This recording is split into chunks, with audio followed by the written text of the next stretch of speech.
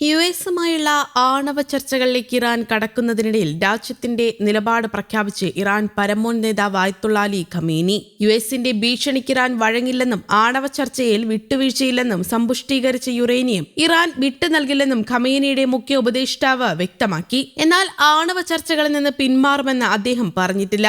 എന്തു വന്നാലും സമ്പുഷ്ടീകരിച്ച യുറേനിയം വിട്ടു നൽകിക്കൊണ്ടുള്ള സമവായത്തിനില്ലെന്ന സൂചനയാണ് ഇറാൻ പരമോന്നത നേതാവിന്റെ ഭാഗത്തു നിന്നും ഉണ്ടായിരിക്കുന്നതെന്നാണ് വിലയിരുത്തൽ. യുഎസുമായി ആണവ ചർച്ച നടക്കുകയാണെങ്കിൽ ഇക്കാര്യം മുൻനിർത്തിയുള്ള നിലപാടാകും ഇറാൻ സ്വീകരിക്കുകയെന്നാണ് വ്യക്തമാകുന്നത്. യുറേനിയത്തിന്റെ കാര്യത്തിൽ ഇറാൻ നിലപാട് കടുപ്പിച്ചതോടെ ആണവ ചർച്ച തുടങ്ങും മുന്നേ പ്രതിസന്ധിയിലാകുമോ എന്നത് കണ്ടറിയണം. യുഎസിനോടുള്ള വിശ്വാസം ഇറാന് നഷ്ടമായെങ്കിലും ആണവ വിഷയത്തിൽ കരാറിലെത്താനുള്ള സാഹചര്യം ഇപ്പോഴുമുണ്ടെന്ന് ഇറാൻ വിദേശകാര്യമന്ത്രി അബ്ബാസ് അരാഗ്ചി പറഞ്ഞു. ആണവ നിരായുധീകരണം ഉറപ്പാക്കാൻ നീതിയുക്തമായ കരാറിനായി എത്തുക എന്ന ട്രംപിന്റെ വാക്കുകളാണ് ചർച്ചയ്ക്കെത്തുന്ന യുഎസ് സംഘം പിന്തുടരുന്നത് എങ്കിൽ മറ്റൊരു ചർച്ചയ്ക്കുള്ള സാധ്യത ഞാൻ കാണുന്നുണ്ടെന്ന് അരാഗ്ചി പറഞ്ഞു.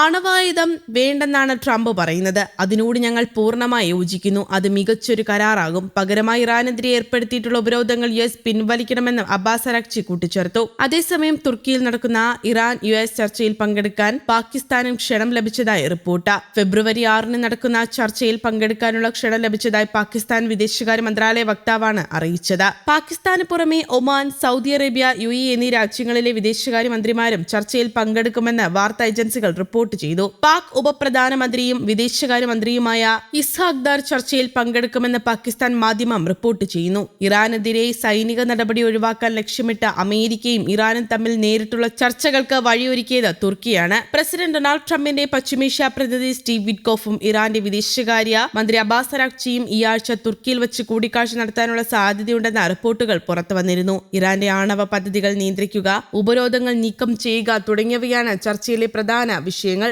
ട്രംപിന്റെ ആണവായുധം പാടില്ല എന്ന നിലപാടിലും ചർച്ചകളിലും താൻ യോജിക്കുന്നുവെന്ന് അബ്ബാസ് അരാഗ്ചി പ്രതികരിച്ചു. തുർക്കി, ഖത്തർ, ഈജിപ്ത് തുടങ്ങിയ രാജ്യങ്ങളാണ് ഈ ചർച്ചകൾക്ക് പിന്നണിയിൽ പ്രവർത്തിക്കുന്നത്. തുർക്കി വിദേശകാര്യമന്ത്രി ഹക്കാൻ ഫിദാനും കൂടിക്കാഴ്ചയിൽ പങ്കെടുക്കാനിടയുണ്ട്. ബുധനാഴ്ചയും വ്യാഴാഴ്ചയും അബുദാബിയിൽ നടക്കുന്ന റഷ്യ ഉക്രൈൻ ചർച്ചകൾക്ക് ശേഷം വിറ്റ്കോഫ് തുർക്കിയിലേക്ക് പോകുമെന്നാണ് വൈറ്റ് ഹൌസ് നൽകുന്ന സൂചന.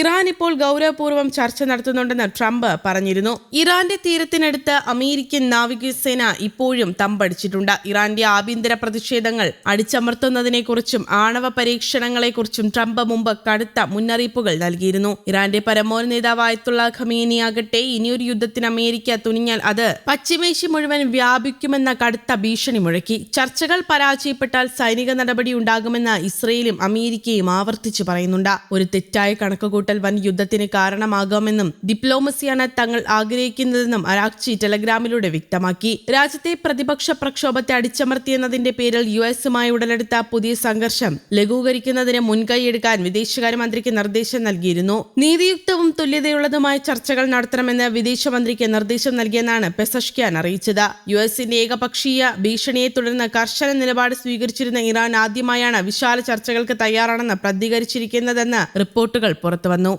News desk, Kerala Kaumudi.